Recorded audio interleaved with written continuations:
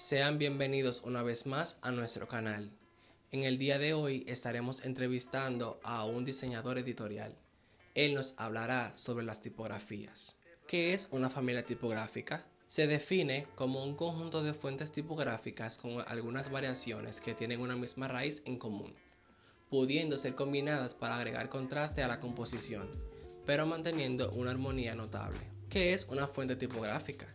Se refiere a la apariencia de un grupo de caracteres, números y símbolos regidos por un estilo uniforme. El estilo uniforme se relaciona al estilo que el tipógrafo ha creado para ser usado conjuntamente, teniendo en cuenta la armonía y estética entre sus rasgos, al igual que su legibilidad. ¿Cuál es el uso de cada familia tipográfica?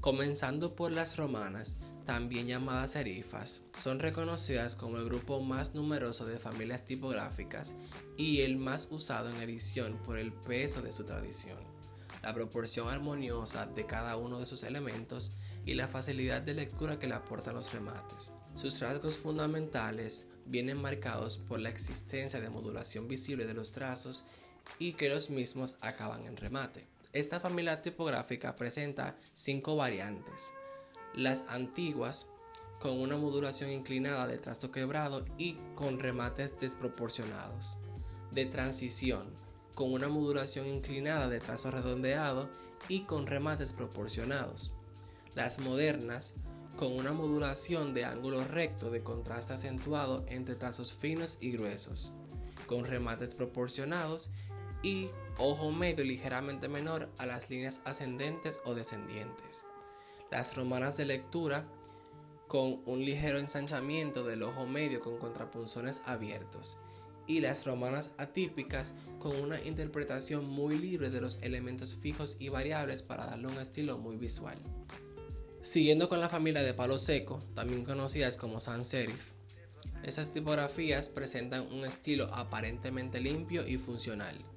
Son las tipografías por excelencia de la lectura, por su amplia variedad de matices y estilos. Se caracterizan por la ausencia de modulación y de remates.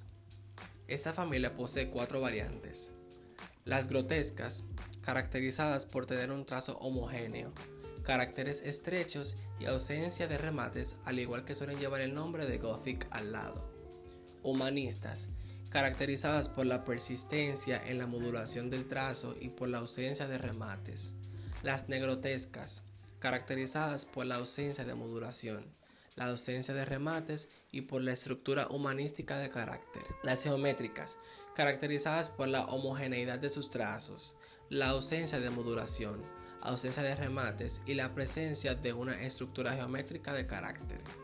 Las atípicas no cumplen con las características de las variantes pasadas y pueden llegar a considerarse como parte de las tipografías de fantasía. Pasando a la familia de las tipografías rotuladas, estas señalan el instrumento y la mano que influyó en su realización.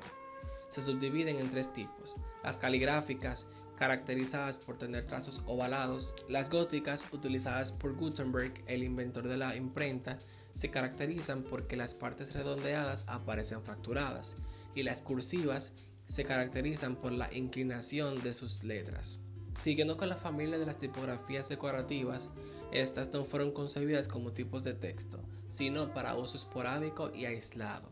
Se dividen en 2: las de fantasía, que se asemejan a las letras capitulares iluminadas medievales, son poco legibles por lo que no se adecúan en la composición de texto y se utilizan para titulares cortos; las de época, que pretenden sugerir una época, una moda o una cultura, poseen trazos sencillos y equilibrados, casi siempre uniformes. Constantemente se utilizan en la realización de rótulos de señalización de edificios y anuncios exteriores de tiendas. ¿Qué es un tipómetro? Creado por Martín Domingo Fertel, es un instrumento utilizado en diseño editorial que sirve para medir los puntos tipográficos. Es una regla para medir tipos, fuentes, interlíneas y otras proporciones o medidas relacionadas con textos.